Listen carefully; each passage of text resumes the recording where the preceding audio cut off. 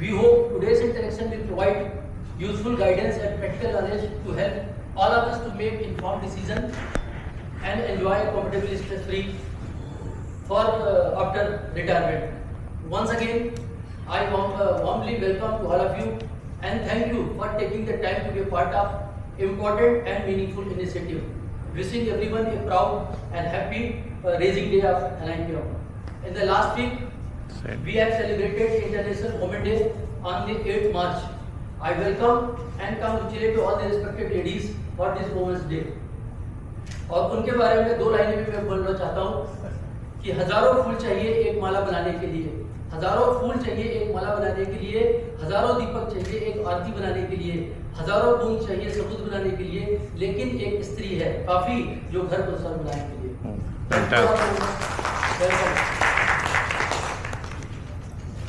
Before proceeding on this session, I will like to give a brief introduction about myself. I think मेरा introduction already हो चुका है। Basically, I am chartered accountant and superannuated from the Power Grid, serving a period of 35 years. और मेरा जो special attention और special interesting area वो taxation का रहा है और साइड बाय साइड में पर्सनल फाइनेंसिंग भी करता रहा है। जबकि हालांकि मैं पावर ग्रिड उसका कोई यूज नहीं था, बट मैं साइड में जितने भी सेकंड इनिंग के प्रोग्राम हुए हैं मैक्सिमम मैंने अटेंड किए हैं और मैडम ने भी कई बार मुझको बुलाया है पुस्तकों में। तो मैं कई किताबें भी लिखा हुआ हूँ, जीएसटी की मैंने किताब लिखी है, पर्सनल फाइनेंसिंग की भी लिखी है और मैंने बहुत सारी आर्टिकल भी लिखी है।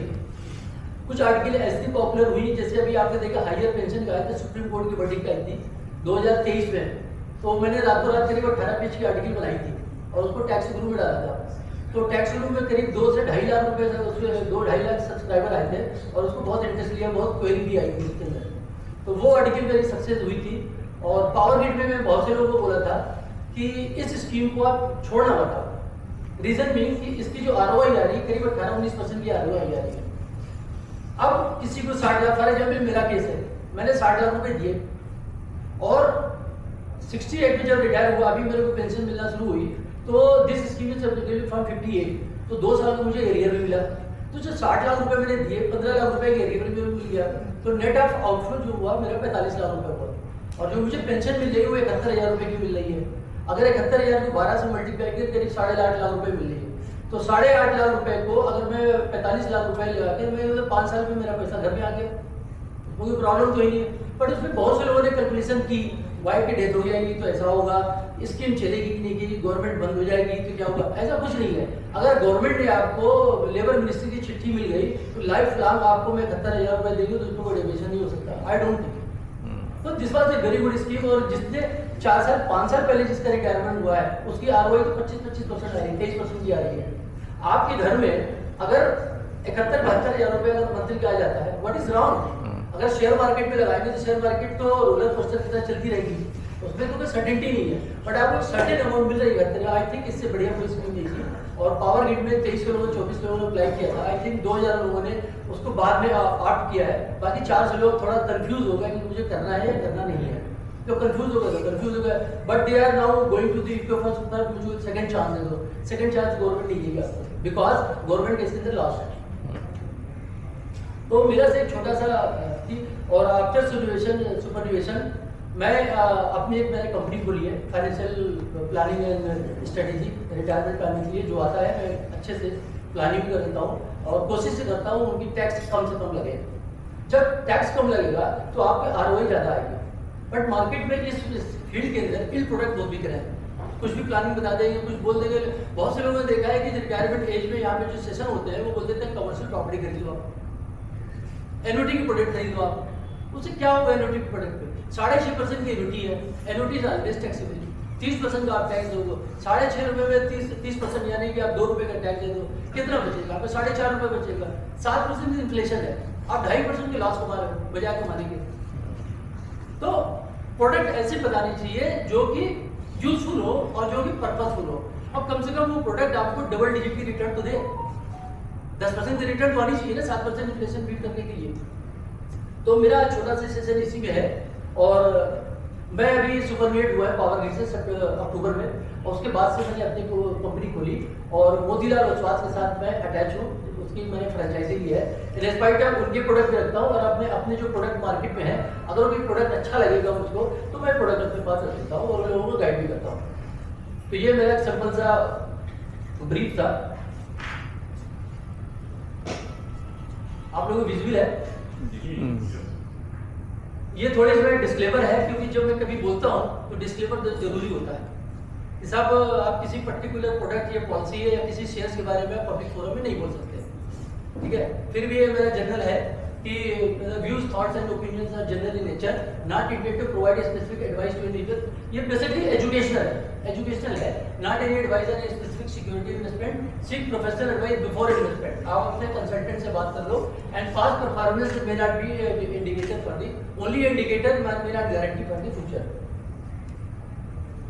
फाइनेंशियल प्लानिंग की जो मेरी थोड़ी सी स्लाइड्स है वो इस टॉपिक पे है कि have a free bank account. मेरा अपना मानना है कि यहाँ पर जो मोस्ट ऑफ के लोग हैं, मैं देख रहा हूँ कि मोर देन 60 वाले हैं, बट जो यंग जनरेशन के लोग हैं, मेरा मानना है कि कम से कम 3 अकाउंट होने चाहिए, जहाँ पर एक तो आपकी सैलरी आती है और सैलरी आने के बाद उसके 2 रास्ते खुल जाने चाहिए, एक इन्वेस्टमेंट के लिए और आपके एक एक्सपेंसेस के लिए। उसी अकाउंट में सारी चीजें नहीं आनी चाहिए।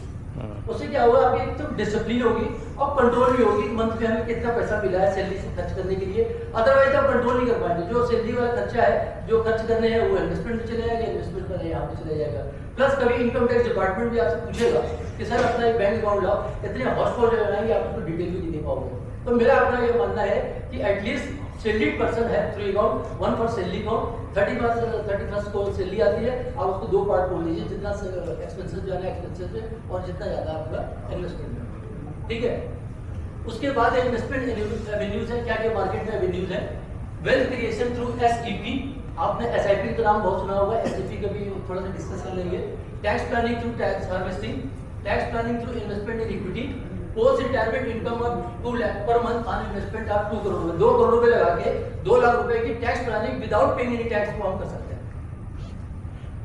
ठीक है। Benefits of combo of SIP and SEP, benefits of opening multiple demat account, benefit of SWP tax benefit over FDR, good performing scheme for SWP and power of compounding. ये मेरी आज की स्कीम है। अब हमको जितना टाइम मिलेगा मैं उतना करूंगा। आई थिंक 1 घंटे में तो ये सारी चीजें नहीं हो पाएंगी, क्योंकि अब डिस्कशन भी होगी काफी सारी, और मैं चाहता हूँ डिस्कशन होनी चाहिए, टू वे कम्युनिकेशन होनी चाहिए।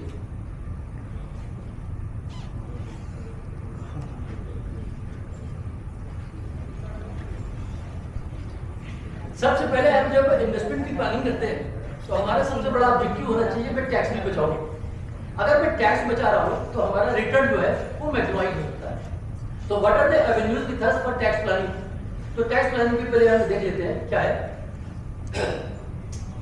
2 रेजिम अभी चल रही है, एक ओल्ड रेजिम है और एक न्यू रेजिम है। Most of the people have been migrated to new scheme. जो पहली वाली जो 4,10,000 वाली है ये ओल्ड स्कीम है। कहने का मतलब है यदि आपका 24 लाख रुपए तक की इनकम है तो आपको टोटल टैक्स यहाँ पे कितना आ रहा है, 4,10,000 रुपए देना पड़ेगा। और सेम जगह पे आपको 24 लाख रुपए का यहाँ पे 3 लाख रुपए का है, यानी कि 1,10,000 रुपए की सेकंड रिजीम यानी कि न्यू रिजीम में आपको फायदा है। बट अगर मैं ये लेता हूँ तो यहाँ पर हमें सेक्रीफाइस क्या करनी पड़ेगी, कोई भी डिडक्शन हमको नहीं मिलेगी, एटीसी नहीं मिलेगी, एचआरए की डिडक्शन नहीं मिलेगी, सेल्फ ऑक्युपाइड प्रॉपर्टी की नहीं मिलेगी, कोई भी डिडक्शन में नहीं मिलेगी।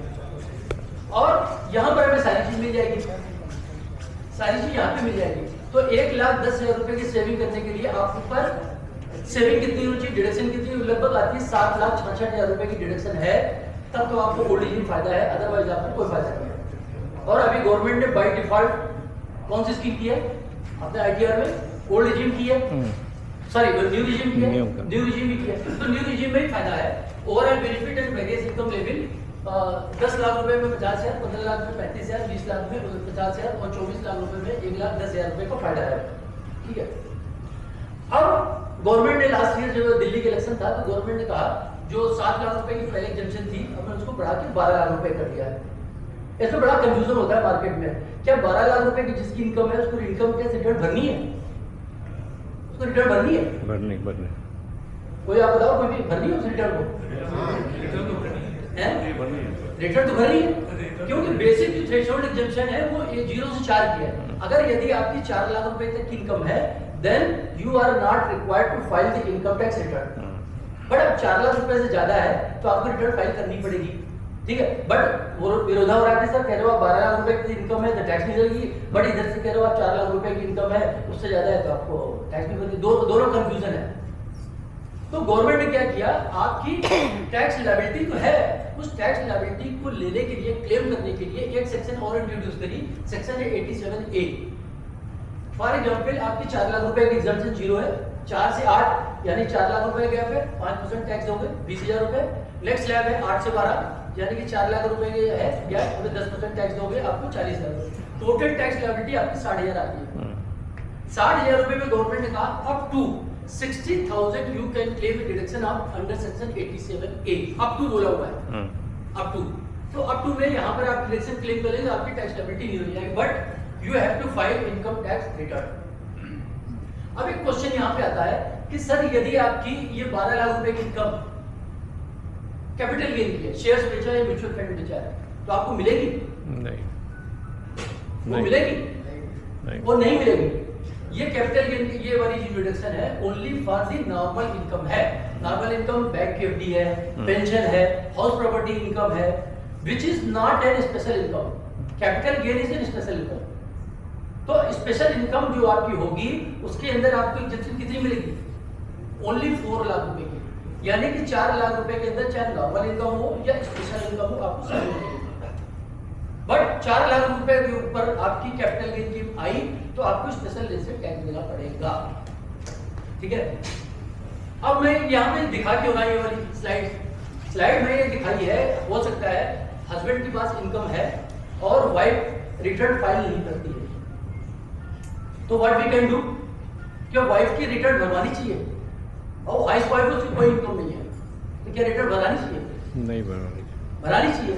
आप 5.25 लाख रुपए की इनकम तो आप ले सकते, 4 लाख रुपए की मिल जाएगी, और 1.25 लाख रुपए की कैपिटल गेन की इनकम वो होती है जो कि long term capital gain equity से जो मिलती है वो थ्रेशोल्ड एग्जम्पशन देती है।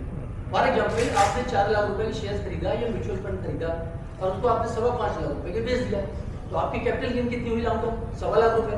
तो 1.25 लाख रुपए की थ्रेशोल्ड मिल गई और 4 लाख रुपए की हो गई। 5.25 लाख रुपए की capital gain you can take by way of opening and filing the demat account with the name of wife. आप घर में कोई मेजर बच्चा है या बेटी है तो उसके नाम भी करा सकते हैं। 5.25 लाख रुपए का एग्जम्पशन ले सकते हैं। तो बजाय आप अपने पे कैपिटल लो, कैपिटल गेन उसमें टैक्स दो, आप उसको दे दो कैपिटल गेन, फैमिली मेंबर है उसमें टैक्स बच जाएगा आपको। सर क्लबिंग हो जाएगा ना, हस्बैंड वाइफ का तो क्लबिंग ऑफ इनकम हो जाएगा। सर क्लबिंग तो तब होता है जब मैंने उसको पैसे दिए, जरूरी नहीं हो क्या उसके पास भी पैसे हो सकते हैं। अब वो पैसे कैसे बचाने उसके पास से डीमैट अकाउंट में या शेयर खरीदे वो अगली बार बताऊंगा मैं। भाई पैसे भी तो चाहिए ना उसको, वो मैं बताऊँ कैसे कराना। बट मैंने एक बेसिक चीज बताई है कि 5.25 लाख रुपए की exemption tax benefit for the purpose of tax planning you can claim. ये लीगल प्रोविजन है, इसमें कोई इशू नहीं। बट बहुत से लोग देखा है कि मिसेस के नाम पे आईटीआर नहीं फाइल करते, आईटीआर भरते नहीं है। आईटीआर भरने में कोई नुकसान ही नहीं, आईटीआर भरने में तो अच्छी बात है, वीजा बन जाएगा, कभी कभी लोन का में लेना हो तो लोन मिल जाएगा, बहुत सारी फायदे होंगे, नुकसान कोई नहीं है आईटीआर भरने में। तो एक तरीका यह है कि आप बजाय डीमैट अकाउंट पूरा अपने नाम रखो, कुछ डीमैट अकाउंट अपने वाइफ के नाम पे रखो जो हाउस वाइफ है उसके नाम कोई इनकम नहीं है। 5.25 लाख रुपए की इनकम आप क्रिएट कर सकते हो। किसी के डाउट है तो बता दो आप, या मैं आगे चलूं? आगे चलिए। अब इस क्वेश्चन ये आता है कि अगर यदि आपकी इनकम 12 लाख से 12,01,000 रुपए हो गई तो क्या होगा? फिर आपको 87 नहीं मिलेगी, ये नहीं मिलेगी, फिर आपको पूरा टैक्स आएगा। ये ध्यान रखना है। अब आप सर जो कह रहे थे pin money, what is pin money? Pin money से टैक्स प्लानिंग का टूल है। पिन मनी क्या बोलते हैं? Pin money means reasonable allowance given to the wife by her husband for her dress and usual household expenses. इसमें दो खर्चे लिखे हुए हैं, household expenses and for her dress and material. दो खर्चे, कोई मेरी जिम्मेदारी है, हस्बैंड की जिम्मेदारी है, घर में रोटी बनती है हस्बैंड की जिम्मेदारी है, वाइफ बनती है, और उसको घर का खर्चा क्रीम पाउडर लिपस्टिक कपड़े जो भी देना है वो हस्बैंड की जिम्मेदारी है। अब आपने उसको कुछ पैसे दिए लेट्स सपोज करो आपकी नेट ऑफ टैक्स जो घर में लाते हैं 2 लाख रुपए आपको सैलरी मिलती है, तो एक तरीका तो होगा उस खर्चे को मैं सारे खर्चे पे आपके हाथ से करूँ, दाई को दूँ, बाई को दूँ, सब्जी लाऊँ, स्कूल की फीस दूँ, गैस लाऊँ, सिलेंडर लाऊँ, पेट्रोल सब मैं करूँ, या अपनी पॉपुलेशन हटा के उसको तो ऑफिस से काम करना है, मैं वाइफ को देता हूँ 1.5 लाख रुपए, भैया मैनेज करो, 1.5 लाख रुपए दे दिया, और मैंने बोला कि भैया 1.5 लाख रुपए है, ठीक से मैनेज करो, उसने भाई अपने प्रूडेंट वे या जिसमें वो 1 लाख रुपए खर्च करके 50,000 रुपए बचा लेती है। अब उस 50,000 रुपए बचाएगी तो 50,000 कहीं ना कहीं तो अब बैंक में कहीं पे डालेगी ना वो, बाई चांस 50,000 रुपए वो अपने बैंक अकाउंट में डाल के डीमेट अकाउंट में लेती है और डीमेट अकाउंट में शेयर खरीद लेती है और 2 साल के बाद शेयर बेच देती है, तो उसके बाद कैपिटल गेन हुआ, तो कैपिटल गेन की लायबिलिटी किसको हुई, किसको हुई सर? वो वाइफ क्यों हुई? Because pin money is not taxable. अगर मैं फंड डायरेक्टली उसको ट्रांसफर कर दूं और ये सपोज कीजिए मेरे को पीआरपी 20 लाख रुपए की आई कॉपी से और मैंने उस पीआरपी से अपने बैंक अकाउंट से 20 लाख रुपए की एफडी मेरे मिसेस के नाम पे बना दी, वो प्रॉब्लम है because this is the diversion of assets. Diversion of assets means if diverting the assets then the clubbing income will come into picture, उससे होने वाली इनकम मेरिट होगी, वो ये उसका नेक्स्ट स्लाइड में दिखाऊंगा। तो पिन मनी में क्लबिंग नहीं होती, normal transfer of assets without adequate consideration comes into section 64 clubbing की हो जाती है। तो पहले ये समझ में आ गया पिन मनी से करता। अब पिन मनी में अगर मैं करता भी तो कैसे करूंगा भाई, बैंक अकाउंट जब मिसेस को ट्रांसफर करूंगा उसके बैंक अकाउंट में मंथली खर्चा करूंगा तो आप नरेशन में डाल दो ना हाउस होल्ड एक्सपेंसेस, आप डाल दो, उसमें क्या है, मिसेस के साथ मिसेस खर्चा करेगी, कुछ पैसे बचा लेंगे आप भाई। कई बार ये क्वेश्चन होता है सर मैं कितना ट्रांसफर कर सकता हूँ, कितना डाल दो जितनी आपकी सैलरी है, सैलरी से ऊपर नहीं सकते, अदर भी तो लालू यादव केस हो जाता है ना, अनरिजनेबल सोर्स ऑफ मनी हो जाएगा। एक रिजनेबल अमाउंट जितनी आपकी इनकम है आप उसे ट्रांसफर कर सकते हो, कोई प्रॉब्लम नहीं है। किसी कोई क्वेश्चन है? आगे चलो। तो एक सवाल है जी सर, पिन मनी और गिफ्ट में कुछ अंतर है भी बना के या पिन मनी? आगे वाली स्लाइड में बता आपका आंसर मिल जाएगा। अब ये क्या है, क्लबिंग का इनकम क्या होता है? Income from assets transfer to spouse. मैंने कोई अपनी एसेट्स स्पाउस को ट्रांसफर कर दी तो क्या प्रोविजन है इनकम टैक्स बोलता है where an asset is transferred by individual to his spouse directly और indirectly otherwise than for adequate consideration or in connection with in agreement to live apart only in any income from such assets is deemed to be income of transferor. कहने का मतलब है कोई assets transfer कर दी और उसके बदले में हमको मिसेस से कुछ लेना नहीं था या in agreement to the live apart, यानी कि अगर डाइवोर्स हो गया है तो अगर कोर्ट से ऐसा कुछ चीज आती है कि उसको पैसा देना है, उन चीजों को छोड़ने के बावजूद कोई ऐसा पैसा देता हूं तो उससे होने वाली इनकम ट्रांसफर की है, ये बोलता है सर।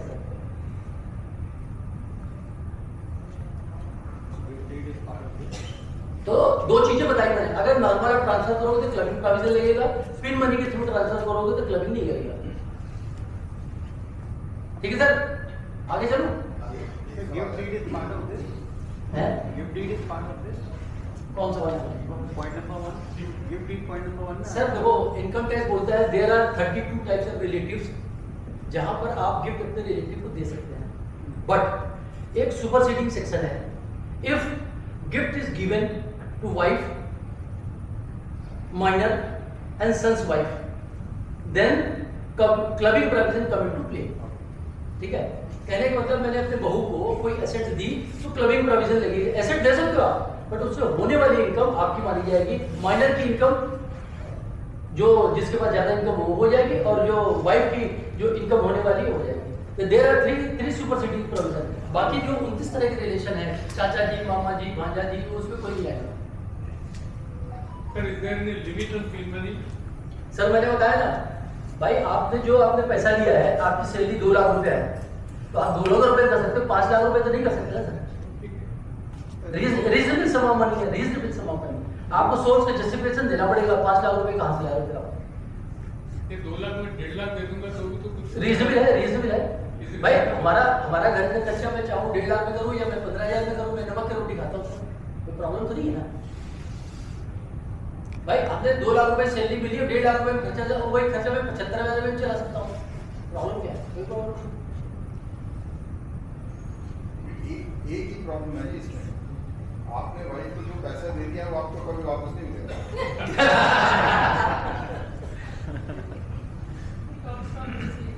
सर उसको तो कुछ कंफर्ट दो सर, सब कुछ आप अपने पास रख लोगे तो एक सवाल और है, एक सवाल और है। Sir, the income that is saved from the monthly expenses in the payment, ये सर ने बोला 1.5 लाख, मतलब 1.5 लाख देगा। मान लीजिए खर्चा 75,000 होगा, बाकी 75,000 उसकी इनकम हो जाएगी। बिल्कुल हाँ। इनकम सर देखिए, अगर उसने अपने सर अगर वो पैसा अपने वाइफ ने तिजोरी में रख दिया कैश, तो इनकम तो कुछ ही नहीं हुई ना सर। हाँ सर, उसकी इनकम।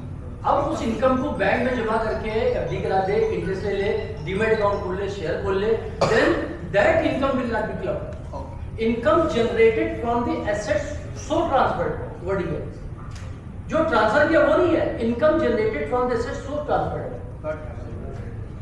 मैं प्रॉपर्टी खरीदी, अब उसमें अननेसेसरी आधी सब लोग किराए चले जा रहे हैं, तो रेंटल इनकम उसको दे देते हैं, बट वो लॉफुली ठीक नहीं है unless she is contributing in acquiring the property, the percentage what she is taking as rent, वो तो चल रहा है। थोड़ी दिन बाद तो 100% भी वाइफ को दे देते हैं जब उसकी इनकम सैलरी बंद हो जाती है। बहुत सारे केसेस आ गए सर। आप अगर वाइफ का नाम पे एफडी खोल लिया फिक्स डिपॉजिट, उसका इनकम क्या होगा? सर आप अपने बैंक अकाउंट से अगर मिसेस के नाम पे डायरेक्ट एफडी कराओगे तो प्रॉब्लम है। It mean that is transfer of assets, but वो अपने अकाउंट से कराया, पिन मनी के सेंटर ले गए, तब वापस आगे चलो सर। चलिए। एक हमारे पास ये केस होता है कि जैसे बहुत से लोग म्यूचुअल फंड शेयर में काम करते हैं, तो टैक्स हार्वेस्टिंग होती है जो कि हम लोग मार्च में करते हैं। अब बहुत सारे शेयर से हमने शुरू किए थे, जैसे अभी आपकी ईरान और इसकी वार हो गई, इसके पहले सब ठीक ठाक चल रहा था, तो हमने जो 8-9 महीने 10 महीने में बहुत सारे शेयर से बेचे, उसमें कैपिटल गेन हुआ होगा, उसमें कैपिटल गेन की लायबिलिटी बनेगी। बट मुझे ऐसा लगता है कि कुछ शेयर में ऐसे भी पड़े हैं 4-5 साल से 3 साल से, जो कि प्रोडक्टिव नहीं है, उसकी प्राइस चढ़ती ही नहीं है वो, बट अननेसेसरी हम उसमें पैसे फंसा कर रखे हुए। ठीक है, जिस समय हमने खरीदा था बहुत अच्छे थे, मार्केट में बहुत अच्छी थी या सेक्टर बहुत अच्छा था, बट अब चूंकि डोनाल्ड ट्रम्प जी आए, रोज इनकी परेशानियां बढ़ रही है, पूरे वर्ल्ड की परेशानी बढ़ रही है, दो सेक्टर जो चीजें अच्छी थी पहले, आज वो चीजें खराब हो रही है। अब मेरे पास 2 ऑप्शन है, तो उसको कैरी फॉरवर्ड करूँ, वो वेट करूँ सर कब आएगा रेट, या उसको बेच करके जो इसको लॉस हुआ है उस प्रॉफिट से एडजस्ट कर लूँ, सो दैट मेरी कैपिटल गेन लायबिलिटी इतना बने। और फिर मैं क्या करूँगा, मुझे अच्छा लगता है, बहुत अच्छा शेयर है, तो नेक्स्ट आप उसी भाव में परचेज कर लो। उससे क्या होगा कि आपकी कैपिटल गेन की लायबिलिटी है, टैक्स है, उससे आप बच जाओगे, कैश फ्लो बच जाओगे। उससे 2 तरीके हैं, या तो आप बेच करके दूसरा ले लो, यदि आपको लगता है बहुत अच्छा शेयर है तो आपको नेक्स्ट डे बेचने के बाद फिर ले लो, क्योंकि रूल क्या है इनकम टैक्स में, कैपिटल गेन करते हुए फीफो मेथड है, फर्स्ट इन फर्स्ट आउट। जो आपने सेल किया है वो परचेज सबसे पहले जो किया होगा उसको माइनस करेंगे, तो वो जो पहले माइनस किया है अब ये वाला फिर खड़ा कर लिया आपने जब बेचेंगे, तो ये क्या हार्वेस्टिंग है। कोई डाउट हो तो बता दो, मीनिंग क्लियर हो गई? इसमें नहीं है, then the previous one, you spoke about having a wife transferring much money to the wife. What a son transfers the money to his mother. Son minor है मेजर है?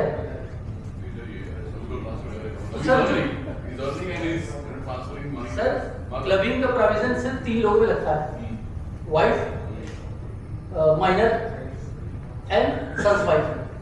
अगर बेटा माइनर है तो लगेगा, अगर मेजर है तो कोई प्रॉब्लम नहीं, क्योंकि क्लबिंग प्रोविजन में कैश नहीं होता, फॉल नहीं करता। ठीक है sir. Benefit of multiple demat account, मैं समझता हूँ फैमिली में जितने मेजर मेंबर हैं सबके पास डीमैट अकाउंट जरूर होना चाहिए। इससे क्या फायदा है, 5.25 लाख रुपए की जो मैंने बताया वो। दूसरा, आजकल बहुत सारे आईपीओ आते हैं, तो आईपीओ अगर आप मल्टीपल डीमैट में लगाओगे तो हो सकता है प्रोबेबिलिटी ऑफ गेटिंग आईपीओ हो सकते हैं। जैसे मेसो में शेयर अभी आया था 111 वाला 211 में खुला था, तो एक एप्लीकेशन में 15-15 हज़ार रुपये मिले थे। अभी ये भारत गैस का आया था 32 रुपये, कितने का था, 22-23 रुपये का था, 47 रुपये में खुला था। तो अभी कोल इंडिया की जितनी 12 सब्सिडरी कंपनी है सबकी आईपीओ आएंगी, तो डीमैट अकाउंट घर में सबके होने चाहिए। अब डीमैट अकाउंट में अगर जो आईपीओ आने वाला है, ये लगाऊं या ना लगाऊं, उसके भी तरीके हैं। आप बहुत सारी साइट है, चित्तौड़गढ़.com है, IPOwatch.com है, जिस दिन क्लोज होता है उस दिन उसका ग्रे मार्केट के प्रीमियम देख लो, अगर डबल डिजिट पे प्रीमियम आ रहा है 10% 12% तो आप लगाओ, 10% नीचे मत लगाओ। और वो जो प्रीमियम है बिल्कुल श्योर सही आता है, ऑलमोस्ट सही आता है।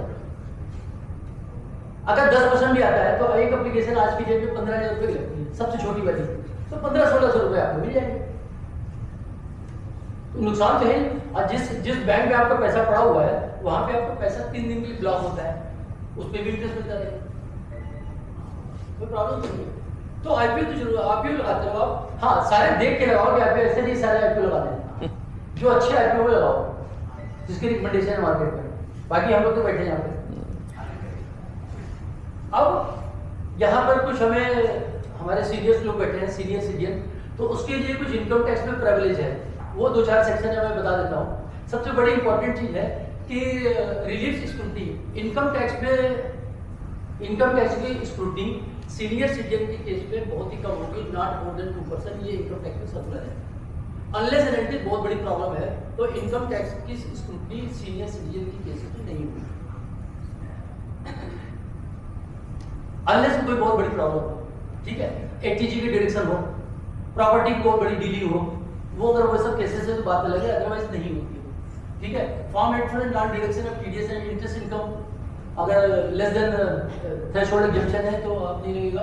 एग्जेम्पशन फ्रॉम एडवांस टैक्स, यदि आपके पास इनकम है और उसमें बिजनेस से प्रोफेशन की इनकम नहीं है तो आपको क्वार्टरली एडवांस टैक्स नहीं देना पड़ेगा। ठीक है, ये है रिवर्स मॉर्टगेज का प्रोविजन। जब आपके पास प्रॉपर्टी होती है तो आप बैंक में उसको एज ए प्लेस करके मंथली इनकम डिसाइड करके आप जो पैसा वहां से मिलेगा उस पर कोई टैक्स नहीं लगेगा। Reverse mortgage only for senior citizen.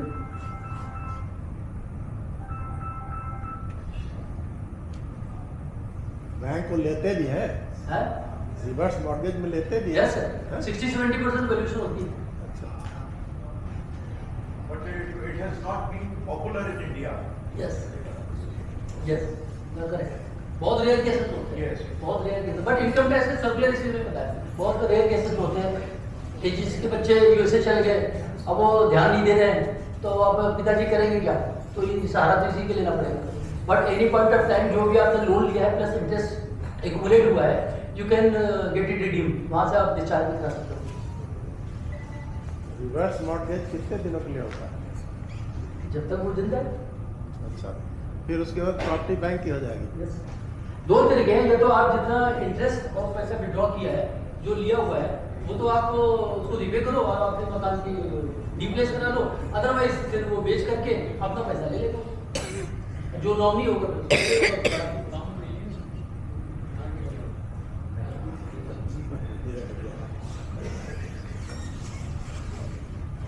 ये है sir impact of inflation. Impact of inflation इसलिए जरूरी है कि जो भी हम इंस्ट्रूमेंट पे इन्वेस्ट कर रहे हैं तो एटलीस्ट जो इन्फ्लेशन की मार है या डेंट है वो हमें पता होना चाहिए। लेट सपोज करिए कोई 1 लाख रुपए की इन्वेस्टमेंट है, इन्फ्लेशन रेट है 6% है, इन्फ्लेटेड अमाउंट आफ्टर 10 ईयर्स, तो 1 लाख रुपए वाली अगर 6% की इन्फ्लेशन है तो 1,80,000 रुपए की, यानी कि जो चीज 1 लाख रुपए की मिल रही है 10 साल के बाद वो वैल्यू 1,80,000 की, यदि काश उसकी 1,80,000 की हो जाएगी। ठीक है, इन्फ्लेटेड अमाउंट आफ्टर 20 ईयर्स 3,25,000 रुपए है, but value of money will swing after 10 years इतना, value of money swing after इतना, यानी कि जो 20 साल के बाद है 3,25,000 वैल्यू की हमारे पास 31,000 की रह जाएगी। तो कहने का मतलब है जो भी इन्वेस्टमेंट करें तो इन्फ्लेशन का समझ के ही करें। 7% की इन्फ्लेशन है तो at least we should earn after tax 7% तो घर पे आना चाहिए। Impact of late start of investment, ये क्या है कि अगर 30 इयर्स की एज में मैंने इन्वेस्टमेंट स्टार्ट किया और 60 इयर्स में रिटायरमेंट है तो 30 इयर्स के लिए इन्वेस्टमेंट करूंगा। इन्वेस्टमेंट कितनी करूंगा? 10,000 रुपए पर मंथ, तो इन्वेस्टमेंट की अमाउंट 36 लाख रुपए है और ये अमाउंट जो कॉर्पस बनेगा मेरा वो बनेगा 3,50,00,000 रुपए। कितने दिन में? 30 साल में।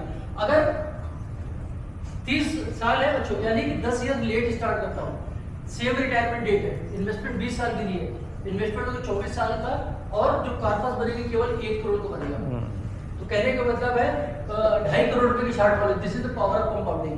तो एज अर्ली हमें इन्वेस्टमेंट स्टार्ट करना है, बहाने नहीं बनाना है। जो बच्चे आज बनाते हैं अगली बार कर लूँगा, ये कर लूँगा, वो कर लूँगा, पहले मोबाइल कर लूँगा, जो नए नए बच्चे आते हैं तो इन्वेस्टमेंट स्टार्ट करना पड़ेगा to have a proper funding.